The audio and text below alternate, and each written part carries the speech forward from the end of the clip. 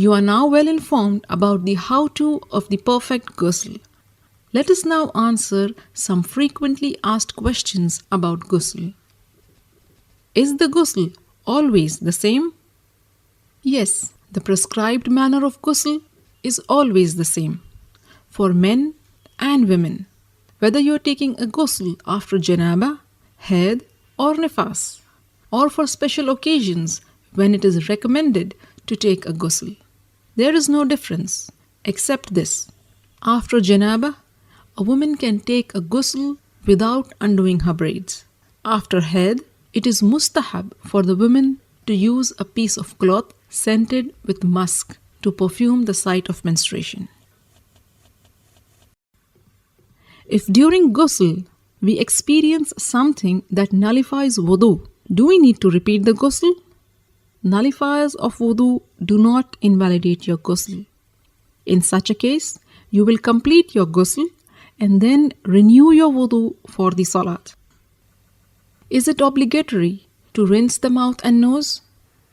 What if I forget to rinse at the beginning of the ghusl? Ghusl is not valid without rinsing the mouth and nose. Just like wudu is not valid without them, because the inside of the mouth and nose are parts of the body which must be purified. And if you forget to rinse your mouth and nose at the beginning of the ghusl, you can rinse them in the middle or at the end. If I miss a spot during ghusl, do I have to repeat the ghusl? The answer to this question is based upon whether it is obligatory to wash the body parts one after the other, with no lengthy interruption in between. According to the majority view, if a person did not wash a body part or missed a spot, he may wash it on its own later, whether it is after a long time or a short time afterwards. Touching private parts without a barrier, does it invalidate wudu? Scholars are at a variance in this issue. Some say the wudu is valid, some say it is invalid. Some differentiate on the basis of touching with desire. If it is touched with desire, the wudu is invalid. And if it is not touched with desire, the wudu is still valid. Shaykh Ibn al-Uthaymeen rahimahullah says, it is mustahab to make wudu in all cases, whether one touches with desire or not. And if one touches with desire, then the opinion that it is obligatory to make wudu is very strong. And renewing the wudu in such a circumstance is being on the safe side. I have found many du'as for ghusl. Some say there is no du'a. Please clear my doubts. There is no du'a narrated in the sunnah specifically for ghusl. Bismillah is mustahab when you begin. Is ghusl enough to offer salat?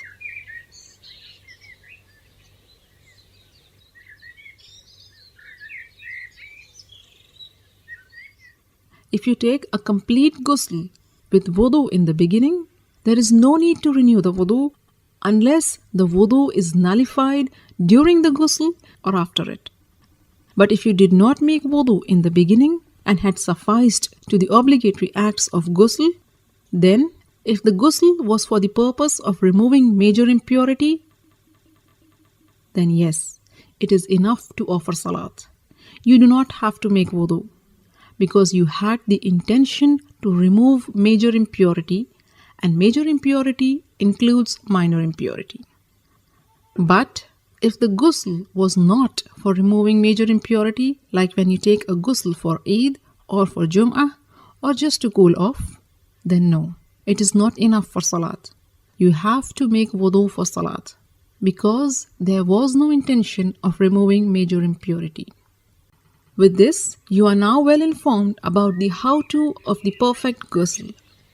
In the next video, you will find answers to all the feminine questions the sisters have sent in regarding ghusl.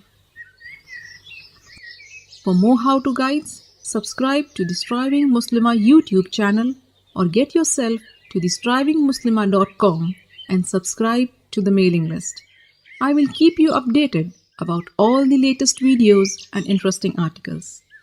Don't forget to share this how-to guide with your family and friends.